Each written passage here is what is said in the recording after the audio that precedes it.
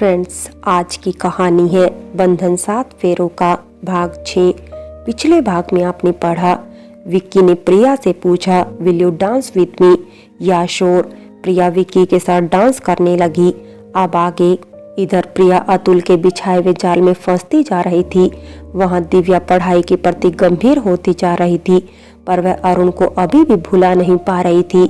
दिव्या जब भी अकेली होती अरुण की याद में आंसू बहाने लगती, पर अपने माँ बाप के सामने खुश रहने की कोशिश करती। दिव्या बेटा, बहुत रात हो गई, अब आराम कर ले बच्चा, कल सुबह जल्दी उठकर पढ़ लेना। नहीं माँ, एग्जाम पास में है, मुझे पढ़ने दो। पर बेटा, इस नन्ही सी जान का भी तो ध्यान रखना है ना तुझे। अगर कहीं तू बीमार पड़ गई तो? मुझे कुछ नहीं होगा माँ, आप चिंता मत करो। तब तक ललित जी भी घर आ जाती हैं। क्यों परेशान कर रही हो मेरी बेटी को? पढ़ने दो उसे, सुबह देर तक सोने देना, जगाना ही मत। कौन सा उसे कॉलेज जाना है? यह हुई ना बात पापा, समझाइए माँ को। मुझे भी ऐसे ही स्कूल में एडमिशन करा दो ना पापा, जहाँ स्कूल नहीं जाना पड़े। मैं भी मजे से घर बैठकर पढ़ लिया करूँगा। यह रोज रोज स्कूल जाना बहुत बोरिंग है ना दीदी? चिंटू की बात सुनकर सब हंस पड़ते हैं। बेटा जी, तुम्हें तो स्कूल जाना ही पड़ेगा। स्कूल क्या, तुमको तो कॉलेज भी जाना पड़ेगा। डॉक्टर जो बनना है तुम्हें, है ना दिव्या बेटा? चिंटू मुंह बनाकर कहता है, मेरी तो किस्मत ही खराब है। धीरे धीरे समय बीतता गया। अरुण से अलग हुए उसे आज 7 महीने होने को आए थे। गीता की हालत में अभी भी ज्यादा सुधार नहीं था। हाँ, अब वो उठकर बैठ लेती थी, पर न तो चल पाती थी और न ही बोल पाती थी।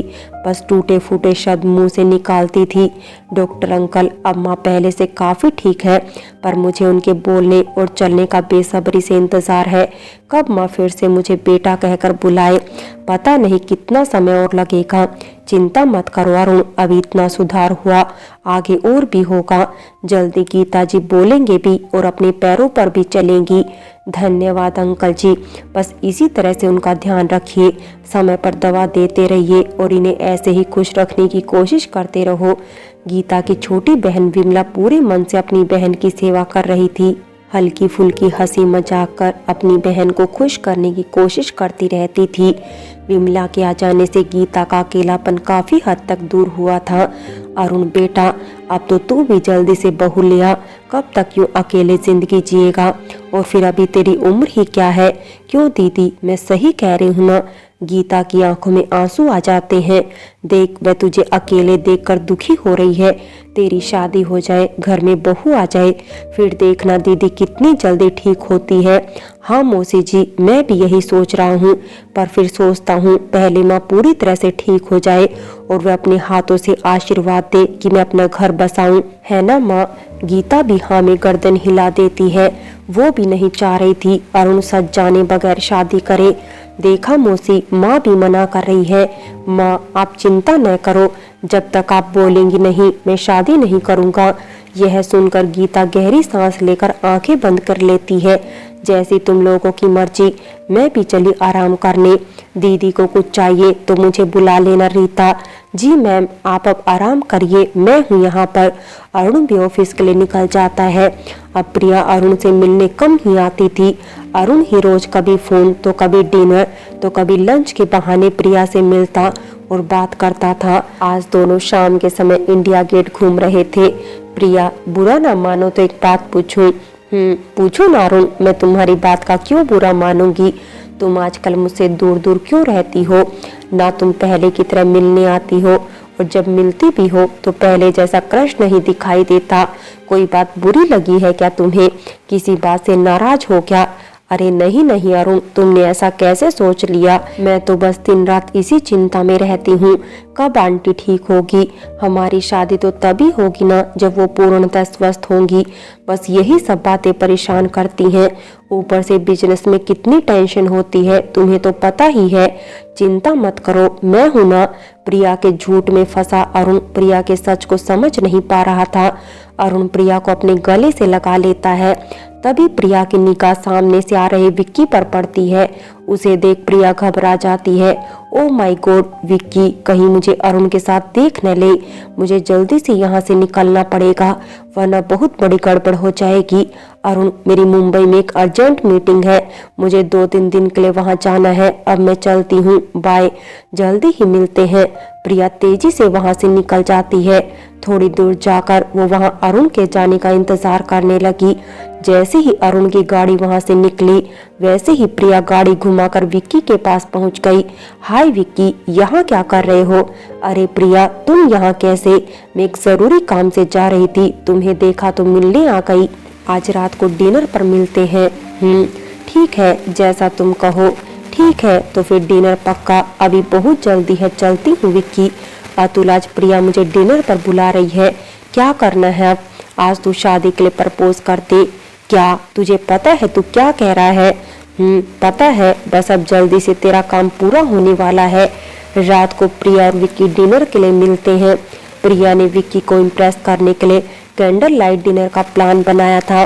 वाह, नाइस अरेंजमेंट, थैंक्स प्रिया, खुश कर दिया यार तूने। कहीं तुम्हें मुझसे प्यार तो नहीं हो गया? मेरी छोड़ो, तुम अपनी कहो विक्की, तुम मेरे बारे में क्या सोचते हो? बोल दूं? हाँ हाँ बोलो विक्की, मैं जानना चाहती हूँ। विक्की आगे बढ़कर घुटने के बल बैठ गया और अपना हाथ आगे बढ़ाकर, विल यू मैरी मी प्रिया? प्रिया की तो जैसे मुंह मांगी मुराद मिल गई हो। प्रिया तो कुछ क्षण के लिए कुछ बोल ही न सकी, जैसे शब्द ही न मिल रहे हो उसे। सॉरी यार, लगता है मैं कुछ ज्यादा ही बोल गया, तुम्हें बुरा लगा तो माफ कर देना, पर सच में पता नहीं चला कब मुझे तुमसे प्यार हो गया। तुम पहली लड़की हो जिसके आने से मेरी जिंदगी बदल गई है। सच कह रहे हो विक्की? हाँ प्रिया। ओ विक्की, मैं बता नहीं सकती हूँ आज मैं कितनी खुश हूँ। प्रिया विक्की के गले लग जाती है। अतुल का निशाना सही लगा। अब प्रिया अरुण से पीछा छुड़ाने के बहाने ढूंढने लगी। इधर दिव्या की डिलीवरी का समय नजदीक आ गया। जैसे जैसे ड्यू डेट पास आ रही थी, दिव्या अरुण के लिए दुखी हो रही थी। अरुण, बस कुछ दिन बाद हमारा बच्चा इस दुनिया में आने वाला है। काश इस समय तुम मेरे साथ होते, पर कैसे होते?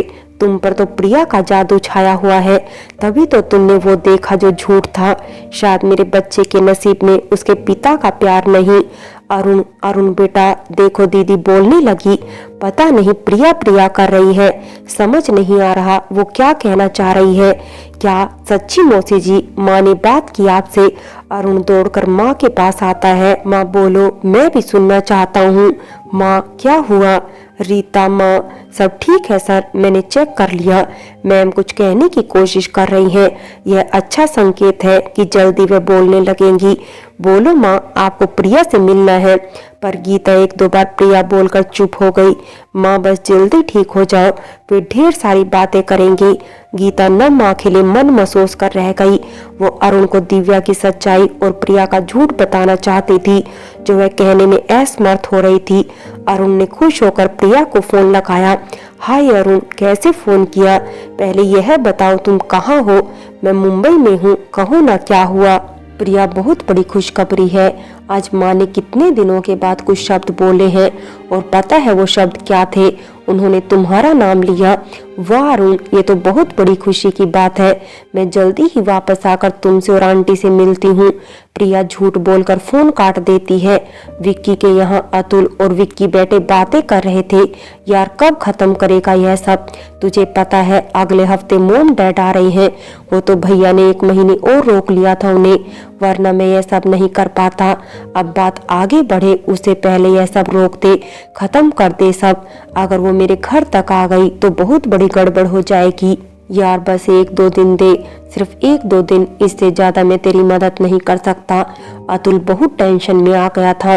सुबह इसी उधेड़-बुन में मैं जिम पहुंच जाता है। प्रिया अरुण से बात कर रही होती है। अरुण, बस 2 दिन का काम और है मुंबई में। मैं जैसे ही दिल्ली आती हूँ सीधा तुमसे मिलने आती हूँ। अतुल को देखते ही, अरे रोहन रुको, तुमसे बहुत जरूरी बात करनी है। जी मैम। अतुल प्रिया के पास जाकर बैठ गया। रोहन, तुम विक्की के दोस्त हो, इसीलिए मेरे भी खास हो।